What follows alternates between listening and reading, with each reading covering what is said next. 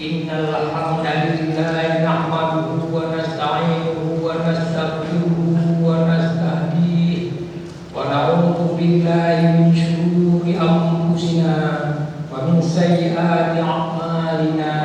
May yahdihillahu fala mudilla lahu wa may yudlil fala hadiya lahu. Wa asyhadu an la ilaha illallah wahdahu la syarika lahu wa asyhadu anna Muhammadan abduhu wa rasuluh sallallahu alaihi wa ala alihi wa sahbihi wa sallama tasliman katsira. Ya ayyuhalladzina amanu taqullaha haqqa tuqatih wa la tamutunna illa wa antum muslimun.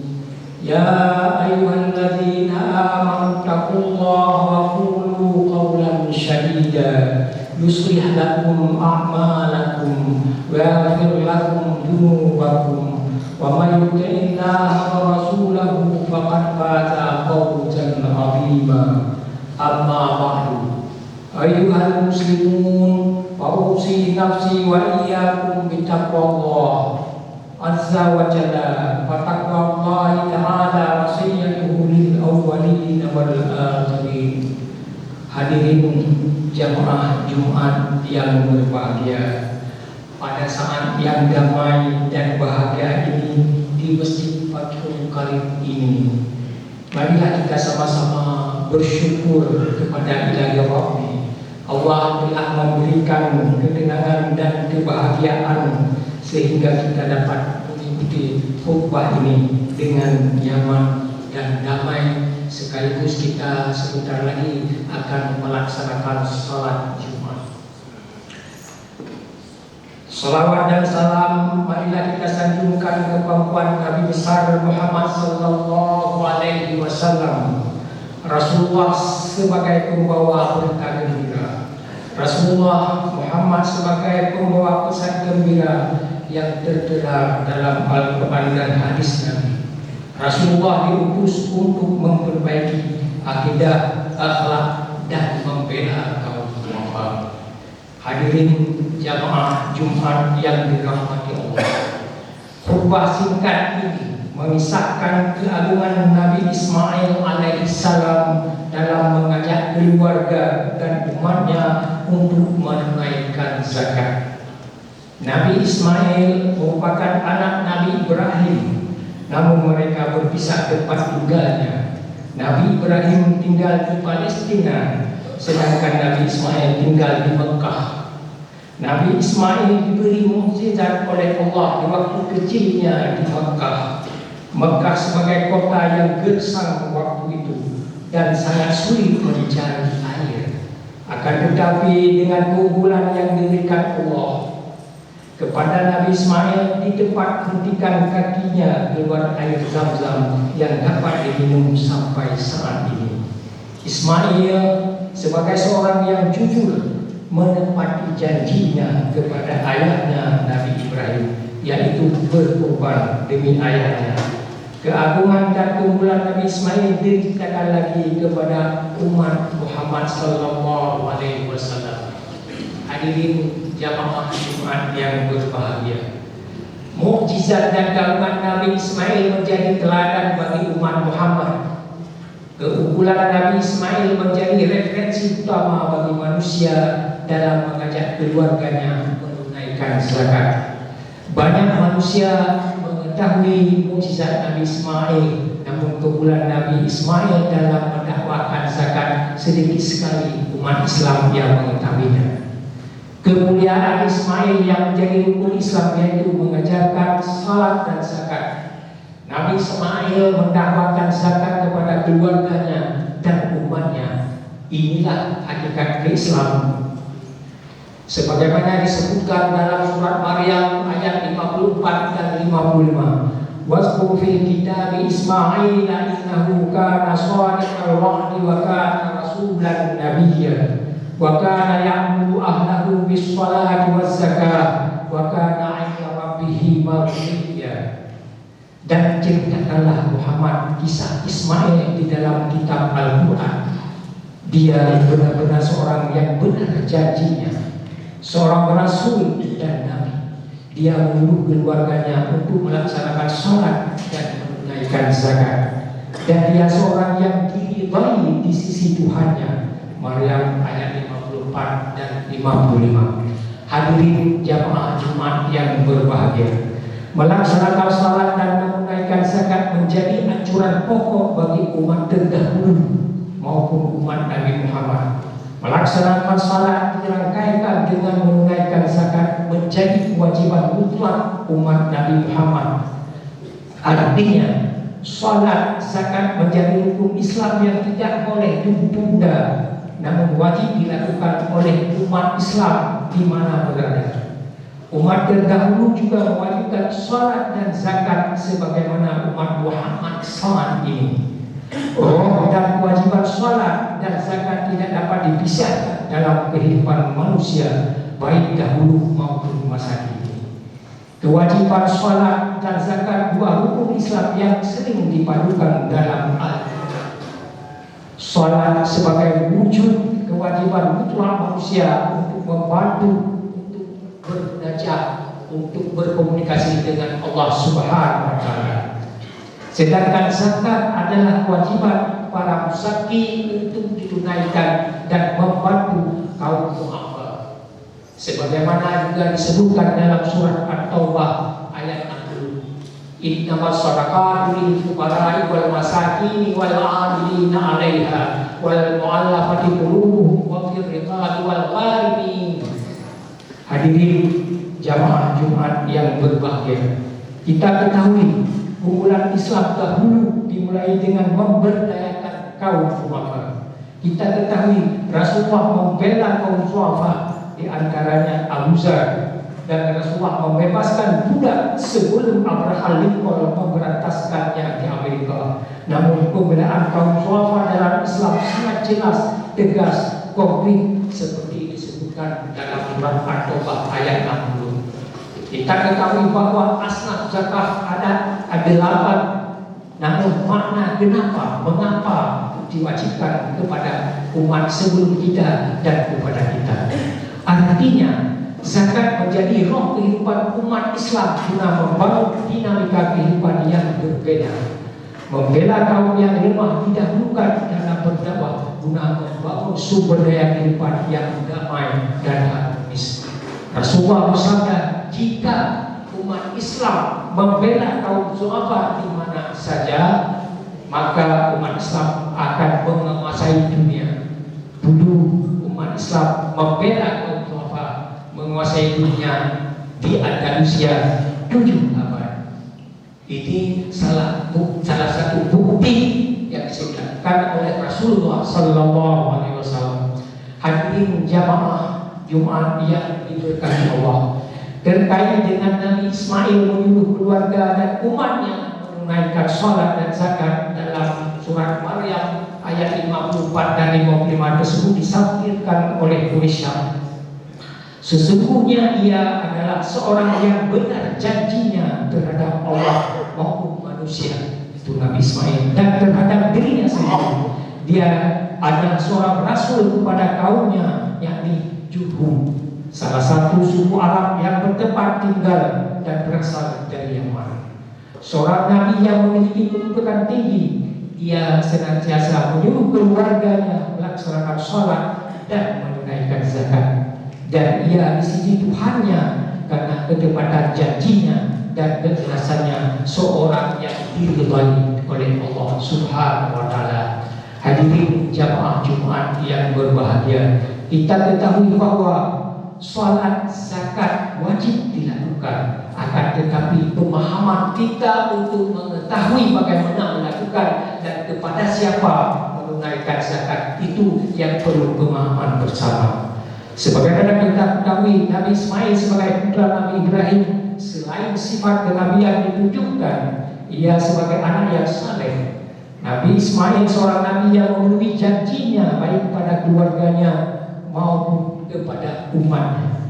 Ismail seorang rasul bagi umatnya, bagi kaumnya.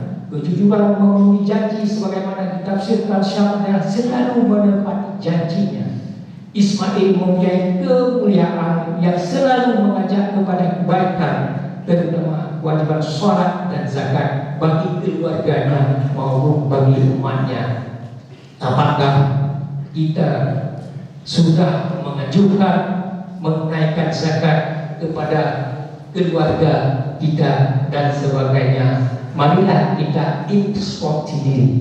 Memenuhi janji yang dilakukan Ismail menjadi bukti kemuliaannya di sisi Allah. Keteladannya memenuhi janji untuk mengajak kepada ajaran Islam, melaksanakan sholat dan zakat menjadi simbol kemuliaan seorang Rasul. Firman Allah surat Maryam 54-55 menjadi acuan bagi umat Islam. Umat terdahulu telah mewajibkan sholat dan zakat. Artinya agama tauhid mengajarkan kepada manusia untuk mengabdi kepada Rabbnya sekaligus menjaga keharmonisan di lingkungannya dengan menunaikan zakat. Masih banyak kaum du'afa di mana-mana saat ini. Demikian juga pemenuhan janji Nabi Ismail yang disimbolkan sadiqal wa'di. Pemenuhan janji menjadi ciri dan keunggulan dapat diteladani oleh umat Islam sampai saat ini. Nabi Ismail sebagai orang yang sabar dan tabah menghadapi cobaan, terutama menyediakan dirinya untuk disembelih, memenuhi janji untuk bersedia mengorbankan jiwanya, menjadi perumahan janji yang tiada taranya. Janji yang diikat dengan ayahnya Nabi Ibrahim menjadi bukti kesetiaan seorang anak kepada ayahnya. Nabi Ismail memenuhi janjinya guna menyuruh kaumnya dan umatnya mengerjakan sholat dan zakat. Hadirin jamaah Jumat yang berbahagia, keteladan Nabi Ismail mengajak keluarga untuk menunaikan sholat menjadi simbol kesalehan seorang Nabi. Agama Samawi adalah mengesahkan Allah, meyakini Allah sebagai pencipta dan penentu nasib manusia. Di samping itu, Nabi Ismail mengajak keluarganya untuk sholat dan zakat. Kita ketahui Ismail adalah keturunan para nabi. Namun demikian, beliau tetap mengingatkan keluarganya untuk melaksanakan sholat dan zakat. Marilah kita sama-sama meneladani Nabi Ismail. Sholat bagi kaum muslimin wajib dilakukan, namun tetap harus diingatkan sebagaimana yang telah dipraktikkan oleh Nabi Ismail terhadap keluarga dan umatnya. Hadirin jamaah Jumat yang berbahagia, keteladan Nabi Ismail yang diciptakan Allah sangat substansi kepada umat Muhammad, yaitu mengajak keluarga dan umatnya menunaikan zakat. Hadis mengulang-ulang karena tentang zakat sangat jarang dikhutbahkan dan diceritakan.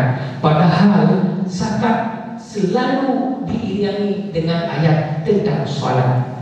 Kemuliaan ini disifati Ismail dengan kewajiban seorang rasul. Akan tetapi iktibar yang kita ambil adalah seorang keluarga yang suci dan mulia tetap mengingatkan keluarganya untuk menunaikan zakat. Zakat sebagai ciri utama kesalehan manusia diperuntukkan menolong sesama manusia di dunia ini. Kemudian Nabi Ismail mengajak keluarga dan umatnya mengajarkan sebagai keagungan seorang nabi sepanjang zaman. Memahami makna mengajak keluarganya berzakat menunjukkan bahwa keluarga Ismail walaupun keturunan Nabi tetap wajib menunaikan zakat. Kita walaupun ulama juga harus menunaikan zakat. Maknanya adalah Nabi Ismail tetap mengingatkan siapa saja wajib mengeluarkan zakat. Hadirin jamaah Jumat yang berbahagia, keteladan lain Nabi Ismail adalah memenuhi janjinya baik kepada keluarga maupun terhadap umatnya. Kejujuran Nabi Ismail memenuhi janji terutama kepada ayah dapat menjadi contoh kesetiaan seorang anak kepada ayah. Apakah anak kita sudah memenuhi janjinya minimal untuk sholat, zakat, dan belajar? Demikian juga Ismail selalu memenuhi janjinya dengan umatnya sehingga Allah berfirman dalam surat Al-Maryam tersebut, pemenuhan janji yang dilakukan Nabi Ismail menjadi sifat yang diperlihatkan para nabi sebelum Nabi Muhammad. Pemenuhan janji wajib ditepati karena kita sudah memeluk Islam setara salat dan zakat. Seseorang yang telah mengucap dua kalimat syahadat maka ia telah berikrar, berjanji kepada Allah dan dirinya mengikuti petunjuk Allah dan Rasulnya. Jika dianalisis mengikuti firman Allah dan sabda Rasul, maka salat zakat merupakan janji akan dilaksanakan. Menunaikan zakat sebagai janji yang tidak boleh ditinggalkan, ditunda. Oleh karena itu, mengeluarkan zakat adalah untuk membela kaum du'afa yang 8 asnaf tersebut.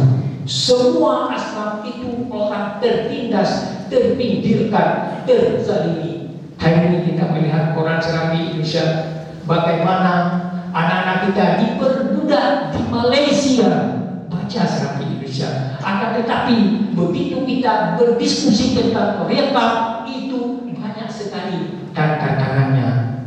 Namun demikian, kita tetap harus mengamalkan anjuran Al-Quran tersebut.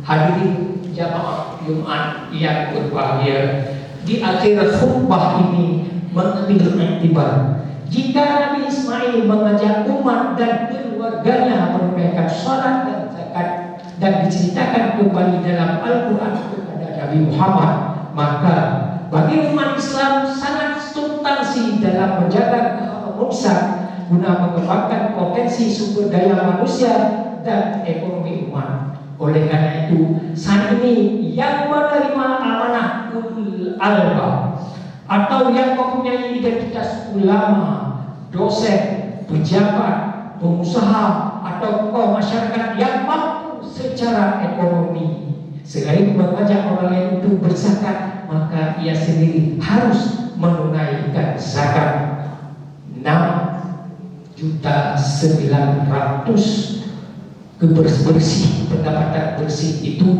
wajib dikeluarkan. Oleh karena itu, secara ekonomi kita harus membantu kaum du'afa.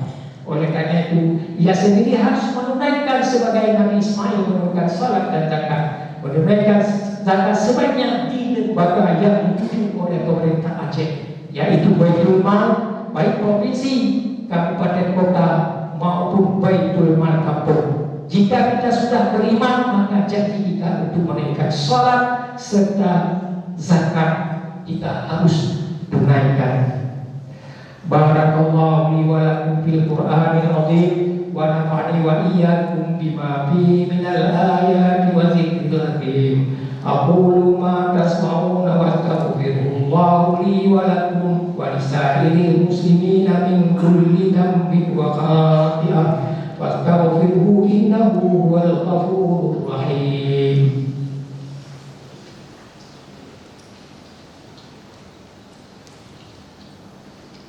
Alhamdulillah ala ihsani wa ashkuru lahu ala taufiqihi wa imtinani wa asyhadu an la ilaha illallah wa asyhadu anna Muhammadan rasuluh sallallahu alaihi wa ala alihi wa sahbihi wa sallam tasliman katsira. Amma ba'du, wa ya ibadallah ittaqullaha wa ati'uhu wa raqibuhu wa la ta'suh. Ya ayyuhalladzina amanu taqullaha wa kunu ma'as shadiqin. Innallaha wa malaikatahu yusalluna 'alan nabi. Ya ayyuhalladzina amanu sallu 'alaihi wa sallimu taslima. Allahumma salli 'ala Muhammad wa 'ala ali Muhammad kama sallaita 'ala Ibrahim wa 'ala ali Ibrahim innaka Hamidum Majid. Allahumma barik 'ala Muhammad wa 'ala ali Muhammad kama barakta 'ala Ibrahim wa 'ala ali Ibrahim innaka Hamidum Majid. Allahumma ighfir lil muslimina wal muslimat wal mu'minina wal mu'minat al ahya'i minhum wal amwat innaka sami'un qaribun mujibud da'wat. Allahumma izzil islam wal muslimin wa zilla syirka wal musyrikin wa dammir a'da'aka a'da'ad din. Rabbana ighfir lana dhunubana